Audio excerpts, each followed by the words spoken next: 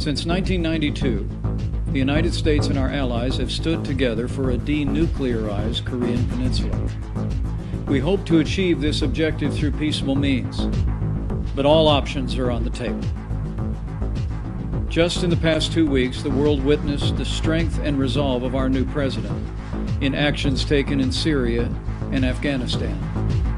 North Korea would do well not to test his resolve or the strength of the armed forces of the United States in this region. We're prepared for anything.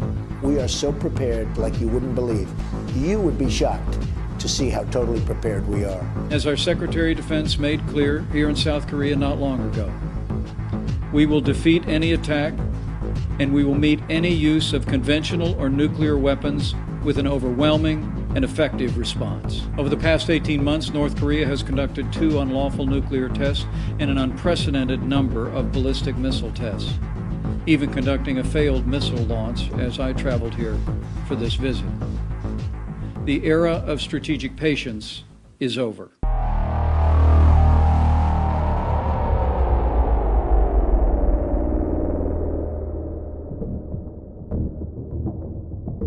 Make no mistake, any attack on the United States or our allies will be defeated. 예, 분명히 말씀드리겠습니다. 미국이나 우리 동맹국에 대한 그 어떤 공격도 격퇴될 것입니다. Any use of nuclear weapons by the North will be met with a massive military response, effective and overwhelming.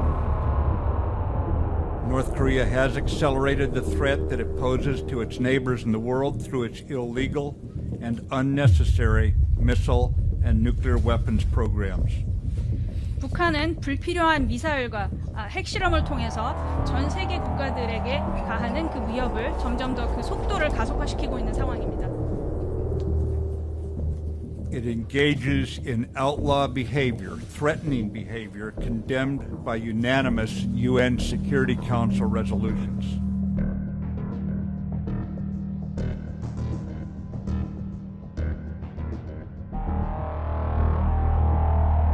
Phil, I cannot imagine, in light of Kim's expanded outlaw activities that the world's experienced, observed over this last year or two, I cannot imagine a condition under which the United States would accept North Korea as a nuclear power. We must recognize the reality that this is a regime, a Kim regime, north of the DMZ, that threatens peace and stability, and certainly directly against the people of the ROK. So our combined effort is to deter that sort of threat, or to have military options, many different military options, that would realistically reduce that threat as low as possible. And yes, we do have those options.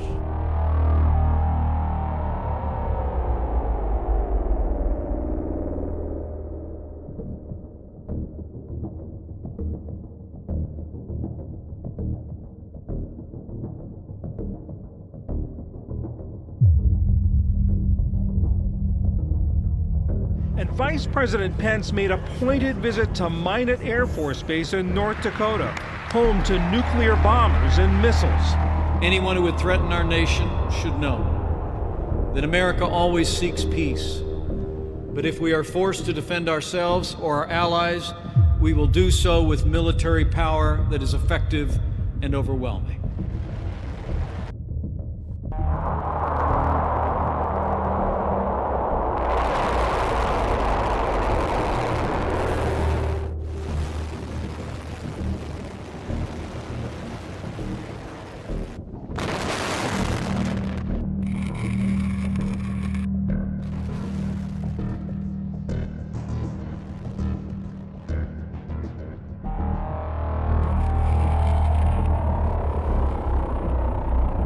look at it from the North Korean perspective, they have always believed that nuclear weapons would be the key to peace and stability in this region by preventing the United States from, in their view, bullying them. They feel if they can prove they have an effective nuclear deterrent, then perhaps the U.S. will try to talk instead of trying to impose sanctions and making military threats. But the real fear and the growing fear is that if North Korea actually goes through with this kind of a nuclear test, which does seem increasingly likely, the results and the response from the United States, unknown.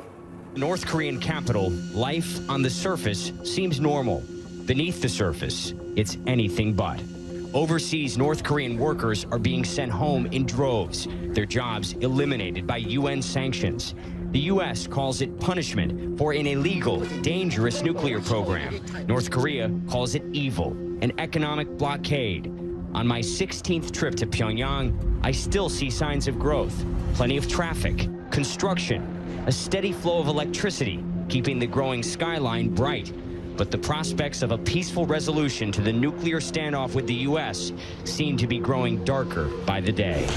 At North Korea's Ministry of Foreign Affairs, thank you so much. We asked to meet with a senior diplomat. Lee Yong-pil agrees to talk, but the mood is tense. His anger at the U.S. palpable. Donald Trump said he would totally destroy North Korea, a sovereign state. He's referring to the U.S. president's fiery speech at the UN last month when he personally insulted a fellow head of state. Rocket Man is on a suicide mission for himself and for his regime. North Korean leader Kim Jong-un fired back, calling President Trump's behavior mentally deranged. North Korea's foreign minister made a threat that alarmed even longtime Korea watchers. This could probably mean the strongest hydrogen bomb test over the Pacific Ocean.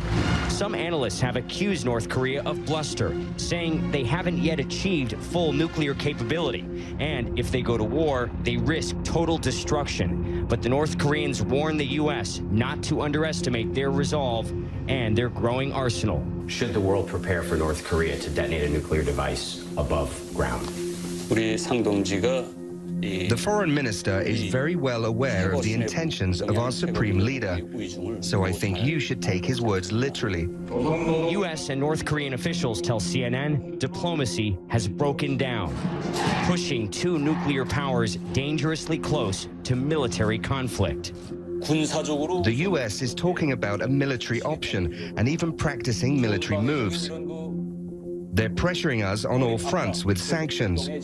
If you think this will lead to diplomacy, you're deeply mistaken. So then I ask, what needs to happen for diplomacy to resume? The U.S. needs to understand our new strategic power and fundamentally eliminate its hostile policy towards the DPRK. He says North Korea's leader is following through on a pledge to reach a nuclear balance of power with the U.S., which they say will lead to peace and stability. Even as many around the world worry, the end result could be the exact opposite.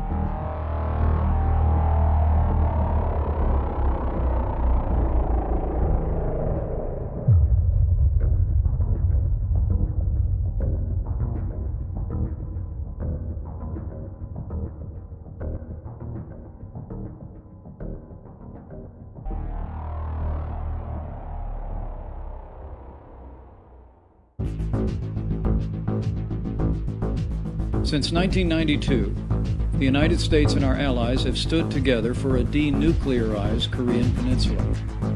We hope to achieve this objective through peaceful means, but all options are on the table.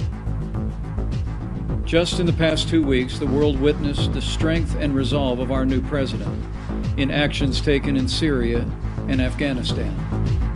North Korea would do well not to test his resolve or the strength of the armed forces of the United States in this region. We're prepared for anything. We are so prepared like you wouldn't believe. You would be shocked to see how totally prepared we are. As our Secretary of Defense